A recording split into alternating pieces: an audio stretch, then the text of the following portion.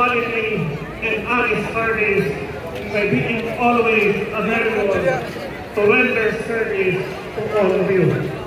Busa atong iatong kanunay na panagbusa o panahon magharing kanunay sa tukang probinsya sa Davao del Norte. Basta tanto, walang iwanan. Daghang salamat, maayong gabi sa tuwang tanan. Yes, salamat, Congressman Alan R. Duhali, ang sinong dito ng Senate. Ang natin tanan, puro pag-iuna. So, hayop sa taas, hayop sa ganda.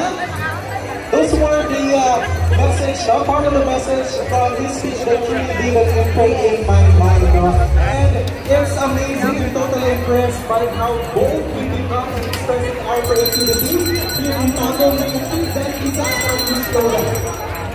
The fearless creativity of Tagum City. How does that sound?